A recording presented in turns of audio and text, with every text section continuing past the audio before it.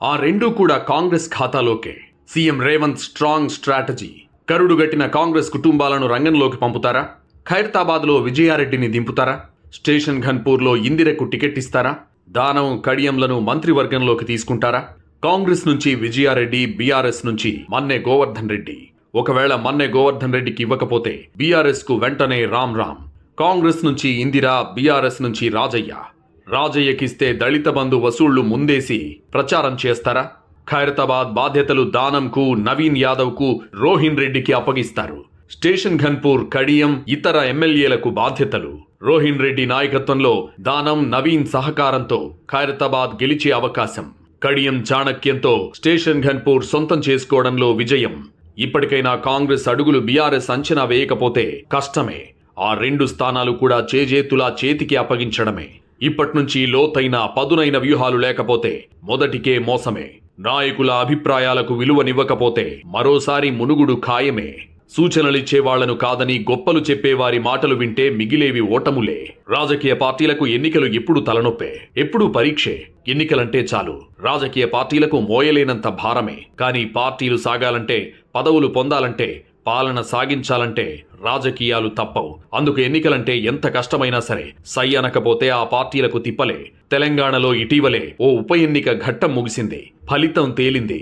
అది అనూహ్యమైంది, ఎవరు ఊహించనిది. గెలుపు కూడా అంతే విచిత్రమైంది. ఉరికి ఉరికి బోల్తా పడింది బీఆర్ఎస్. అసలు గెలుస్తామా లేదా అనే సందిగ్ధంలో కొట్టుమిట్టాడిన కాంగ్రెస్ గెలిచింది. ప్రజా తీర్పు ఈ విధంగా ఉంటుందని ఎవరు ఊహించలేదు. బోల్తా పడతామని బీఆర్ఎస్ కలగనలేదు. కానీ ఫలితం తారుమారైంది. బీఆర్ఎస్ కొత్త కష్టం తెచ్చిపెట్టింది. కాంగ్రెస్ లో మాత్రం జోష్ నింపింది. ఇక ఎన్నికలు ఏవైనా సరే సై అనే పరిస్థితి వచ్చేసింది. ఎందుకంటే బీఆర్ఎస్ చేసిన ప్రచారం వల్ల ఎక్కడో కాంగ్రెస్ కు కూడా కొన్ని అనుమానాలు తీవ్రంగా ఉండేవి. ఎవరు అవునన్నా, ఎవరు కాదన్నా అవి పటాపంచలైపోయినట్లే. రేవంత్ సర్కార్ మీద బీఆర్ఎస్ ఊహించిన వ్యతిరేకత తేనట్లే. రాష్ట్రంలో త్వరలో మరికొన్ని ఉప ఎన్నికలొచ్చే అవకాశం కనిపిస్తోంది. అవి 2, 10 అనేది త్వరలోనే తేలుతుంది. కానీ సీఎం రేవంత్ రెడ్డి మాత్రం ఒక్కసారిగా 10 ఉప ఎన్నికలకు వెళ్లేందుకు సిద్ధంగా లేరు. సుప్రీంకోర్టు తీర్పు ఎలా ఉంటుందో ఇప్పుడే ఊహించలేం. కానీ ఉప ఎన్నికలనేవి తథ్యమని తెలుస్తోంది. సుప్రీంకోర్టు తెలంగాణ స్పీకర్కు మరో 4 వారాల గడువు మంజూరు చేశారు. ఆపై తాము జోక్యం చేసుకుంటామని చెప్పారు. అయితే ఈలోపు ఓ 2 ఎమ్మెల్యేల చేత రాజీనామా చేయించి ఇతర ఎమ్మెల్యేలు కాంగ్రెస్ లో చేరలేదని స్పీకర్ కోర్టుకు సమాధానం ఇచ్చే అవకాశం లేకపోలేదు. కాంగ్రెస్ లో చేరిన 2 చేత ప్రభుత్వమే రాజీనామా చేయించింది. దాంతో వారి మీద చర్యలు తీసుకోవాల్సిన అవసరం లేదు. మిగతా 8 మంది తాము పార్టీ మారలేదని స్పష్టం చేస్తున్నారని చెప్పొచ్చు.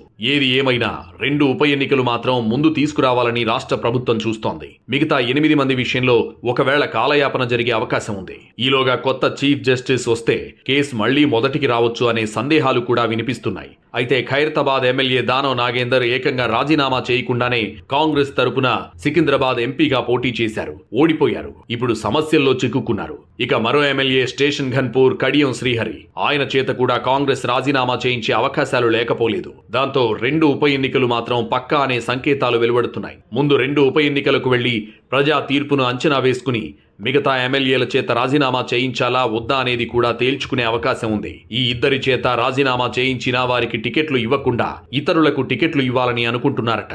ఆ స్థానాలను గెలిపించే బాధ్యత 2 ఎమ్మెల్యేలకు అప్పగించాలని సీఎం రేవంత్ రెడ్డి ఆలోచిస్తున్నారట. ఆ 2 సీట్లు కాంగ్రెస్ గెలిస్తే దానం నాగేందర్, కడియం శ్రీహరిలను మంత్రివర్గంలోకి తీసుకునే అవకాశాలున్నాయి. ఈ 2 చేత రాజీనామా చేయించి కొత్త వారిని రంగంలోకి దింపాలని సీఎం చూస్తున్నారు. అందుకు సీఎం రేవంత్ లెక్కలు మరోలా ఉన్నాయి. ఖైరతాబాద్ నుంచి పీజేఆర్ కూతురు విజయారెడ్డిని రంగంలోకి దింపుతారని తెలుస్తోంది. ఇటీవల జూబ్లీహిల్స్ ఉప ఎన్నికల ప్రచారంలో ఆమె పాత్ర చాలా పనిచేసింది. పైగా ఆ నియోజకవర్గంలో విజయారెడ్డికి మంచి పట్టుంది. ఖైరతాబాద్ నియోజకవర్గం అనేది పీజేఆర్ కంచుకోట.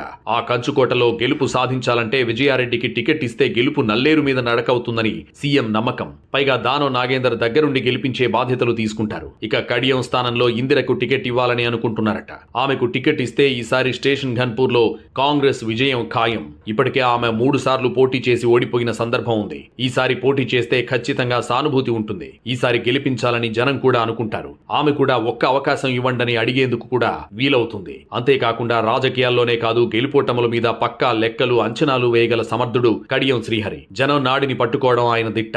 గత పార్లమెంట్ ఎన్నికల ముందు బీఆర్ఎస్ పార్టీ పరిస్థితి ఆయన అంచనా వేసినంతగా ఎవరూ వేయలేదు. పైగా బీఆర్ఎస్ టికెట్ తీసుకుని వెంటనే కాంగ్రెస్ లో చేరి టికెట్ తెచ్చుకోవడం అనేది సామాన్యమైన ఎత్తుగడ కాదు. అలాంటి వ్యూహాలు పన్నడం అందరికీ సాధ్యం కాదు. అలాంటి ఎత్తుగడల్లో కడియంను కొట్టేవారు లేరు. అందుకే గెలుస్తూ వస్తున్నారు. వరంగల్ జిల్లా రాజకీయాలు 3 దశాబ్దాలుగా శాసిస్తున్నారు. ఈ ఒక్కసారి ఇందిరకు టికెట్ ఇప్పించి గెలిపిస్తే వచ్చేసారి కడియం శ్రీహరి కూతురుకి ఆ టికెట్ ఇచ్చేలా ప్లాన్ చేస్తున్నారు. ఆ ఎన్నికల సమయంలో మంత్రిగా కడియం ఉంటారు. తన కూతురుకు టికెట్ ఇప్పించుకుని గెలిపించుకుంటారు. ఆయన ఎమ్మెల్సీగా ఉంటారు. అలా కడియం కుటుంబం అంతా రాజకీయాల్లో ఉన్నట్లుంటుంది. ఇక బీఆర్ఎస్ నుంచి రాజయ్యకు టికెట్ వచ్చినా కడియం రాజకీయం ముందు ఎందుకు పనికిరాదని అనేక సార్లు రుజువైంది. గాల్లో గెలవడం తప్ప కడియం మీద పక్కా ప్రణాళికతో రాజయ్య గెలిచింది ఏనాడూ లేదు. రాజయ్య చిలిపి రాజకీయాలను విస్తృతంగా ప్రచారం సాగిస్తారు. పైగా రాజయ్య మీద మరో పెద్ద అపవాదు కూడా ఉంది. బీఆర్ఎస్ ప్రభుత్వం ఉన్నప్పుడు అమలు చేసిన దళిత బంధు విషయంలో సుమారు 3,000 మంది వద్ద డబ్బులు తీసుకున్నాడనే ఆరోపణలున్నాయి. బాధితులే స్వయంగా చెప్పిన సందర్భాలున్నాయి. నేరుగా రాజయ్య తీసుకోకపోయినా ఆయన తమ్ముడి చేత వసూలు చేయించారని అంటుంటారు. సరిగ్గా ఎన్నికల ముందు ఈ విషయాన్ని మళ్లీ తెర మీదకు తెస్తారు. రాజయ్య రాజకీయానికి చరమగీతం పాడే ప్రయత్నం కడియం చేస్తారు. పైగా ఉమ్మడి వరంగల్లో బీఆర్ఎస్ కు ఎమ్మెల్యేలే లేరు. ఉన్న వాళ్ళంతా కాంగ్రెస్ ఎమ్మెల్యేలే ఉన్నారు. వాళ్ళంతా రంగంలోకి దిగుతారు. అంతేకాకుండా ఖమ్మం నుంచి కారును వెళ్లకుండా చేసిన మంత్రి పొంగులేటి శ్రీనివాసరెడ్డి ఎలాగూ జిల్లా ఇన్ఛార్జ్ మంత్రిగా ఉన్నారు.